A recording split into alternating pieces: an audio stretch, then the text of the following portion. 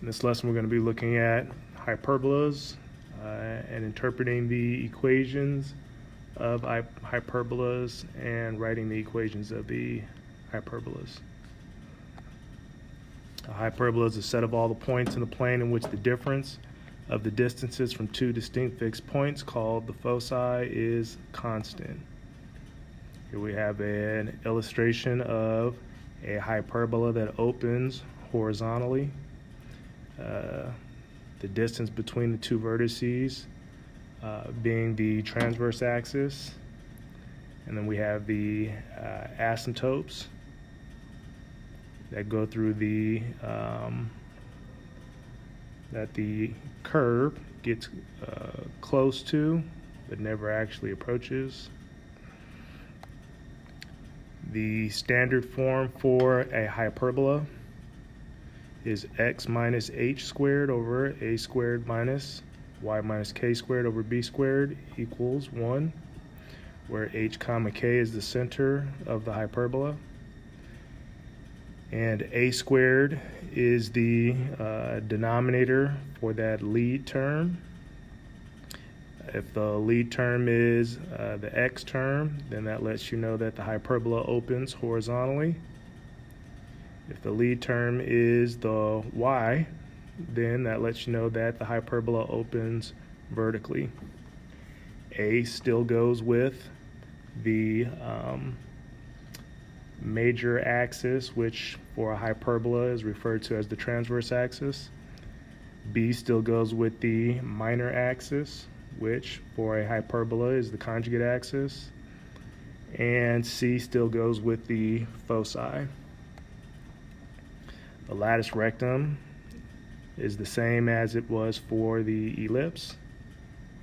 Goes through the focus. It's parallel to the directrix. And then we have the equations of the asymptotes. It's just the point slope form, where if the hyperbola opens horizontally, the slope is positive and negative b over a. If the hyperbola opens vertically, then the slope is plus and minus a over b. Eccentricity is the same for a hyperbola as it was for an ellipse. It's still c over a. For the first example, we want to identify the center. The center is going to be the coordinate 0, 0. A squared is the denominator for the lead term. The denominator for the lead term is 1. If a squared equals 1, that means that a is 1. B squared is the denominator for the second term, so it's also going to be 1. And we can calculate C by finding the square root of a squared plus b squared. Notice the difference between this equation and the equation for the ellipse. It would be a subtraction. We would be subtracting a squared minus b squared. So for C, we get the square root of 2. Once you find A, B, and C, you can find the coordinates for the vertices. You can find everything, all the information that you need once you have A, B, and C. All right, so you would be adding or subtracting the adding and subtracting the square root of 2 to the x term to identify the coordinates of the foci. Asymptote, since the hyperbola opens horizontally, the asymptote is going to be b plus and minus b over a. B and a are both 1, so it's still going to be 1 over 1 regardless if it's b over a or a over b. And we have the graph of the hyperbola. We have another equation. This equation is written in general form, so we want to write it in standard form so that we can identify the vertices and the foci. So we need to complete the square. To complete the square for the y's, we would have to add 1. Half of 2 is 1. 1 squared is 1. To complete the square for the x's, we would actually be subtracting 1, because we're adding 1 inside the parentheses, but everything in the parentheses is multiplied by -1. And so we're going to add 0 to the right side. Once we factor both of those perfect squares, we'll get the following equation. And to put it in standard form, we need to divide all the terms by 9. Now that it's in standard form, we can identify the center. The center is going to be -1, -1. A squared is the denominator of the lead term. So A is going to be 3. B squared is the denominator for the second term. It's going to be 3 also. And then C we can calculate by taking the square root of A squared plus B squared. So C is going to be 3 root 2. So again, the center is -1, -1. The vertices are going to be, the x-coordinate of the vertices is going to be the same as the x-coordinate of the center, since this parabola opens vertically. And we know that the hyperbola opens vertically because the lead term is the y term. All right, so since the lead term is the y term, that lets us know that the hyperbola opens vertically, and the x-coordinate is going to be the same for the center as it is for the vertices. To get the y-coordinate of the vertices, we're going to add and subtract a to the y-coordinate. So -1 plus and minus 3 will give us -1, -4, and -1, 2. And then the foci, the center, vertices, and the foci, they're all vertically aligned, so they're all going to have the same x-coordinate. And for the y-coordinate of the foci, we would add and subtract c to the y-coordinate. So we'd be adding and subtracting 3 root 2 to -1, the y-coordinate of the center. In this example, we need to again complete the square to write the equation of this hyperbola in standard form. First thing we need to do before we complete the square is factor out what we need to factor out so that the coefficient for the quadratic term is 1. So we need to factor out 9 from the x's, factor out a -4 from the y's. To complete the square for the x's, we need to add 25. To complete the square for the y's, we need to add 1/4. And 9 times 25 is 225. -4 times 1/4 is -1. 225 minus 1 is 224. So that's what we need to add to the right side. And then once we factor the perfect squares, we get the following. Divide all the terms, the whole equation, by 36. And we get the equation written in standard form.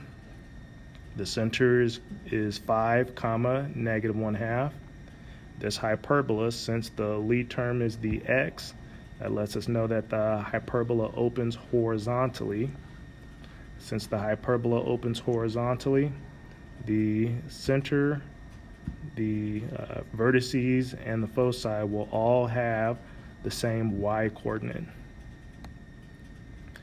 A squared is the lead denominator, so if a squared is equal to 4, that means a is 2, and b squared is the second denominator, so it's going to be 3. And then c, again, we can calculate by taking the square root of a squared plus b squared. The transverse axis is the comparable to the major axis for an ellipse, and we find that by multiplying a by 2. The conjugate axis would be comparable to the minor axis for an ellipse, and we find it by multiplying b by 2. The lattice rectum is 2b squared over a, which is going to give us 9, and e is c over a, so that's going to be root 13 over 2. The equation of the asymptote, again, because the hyperbola opens horizontally, the slope is going to be plus and minus b over a, where b is 3, a is 2. And we're going to plug in the x and y coordinates into this point slope form of a line. And then we can write both equations in slope-intercept form.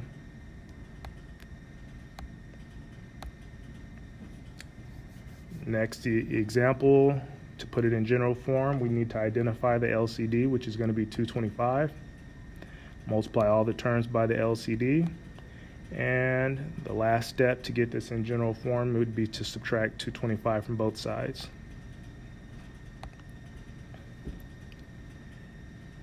For this example, we're given the coordinates of the vertices. So from the vertices, we'll be able to determine what the coordinate, at least one of the coordinates of the center. We'll be able to determine both coordinates of the center. And we'll also be able to determine what A is from the vertices. From the conjugate axis, we'll be able to determine what B is. Once we know A and B, we can use C equals the square root of A squared plus B squared to find C. So on the vertices, the x coordinate is the same. Since the x coordinate is the same, that lets us know that the hyperbola opens vertically because the x coordinates are the same. And so the x coordinate of the center is going to be the same as the x coordinate of the vertices, which is going to be 6. And to find the y coordinate of the center, we're just going to take the average of the y coordinates for the vertices, 3 plus -9 divided by 2. And we get 6, -3 for the coordinate of the center.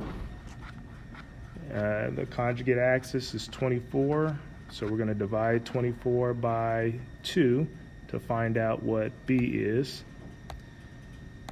B is going to be 12.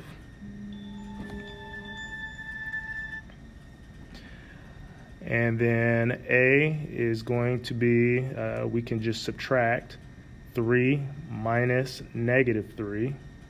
3 minus -3, or we could do -3 minus -9 to find the difference between the y coordinate of the vertices and the y coordinate of the center.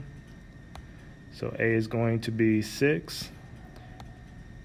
And so now we can write the equation in standard form, y plus 3 squared over, so plug in -3 for the for k, and then a squared is the lead denominator, so 6 squared is 36, b squared is the second denominator, so 12 squared, 144. And then for this example, we can see that the y coordinates are the same for the foci. That lets us know that the hyperbola opens horizontally. And we can see we're adding and subtracting root 173 to -6. So we can already determine that the x coordinate of the center is going to be -6. Y coordinate of the center is 0. And then c is going to be root 173. And now, since the hyperbola opens horizontally, the slope of the asymptotes is going to be b plus and minus b over a. So that tells us that b must be 2 and a must be 13.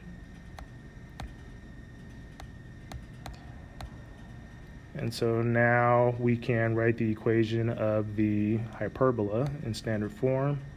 X minus the x coordinate of the center over a squared, so 169, minus the y coordinate of the center over b squared equals 1.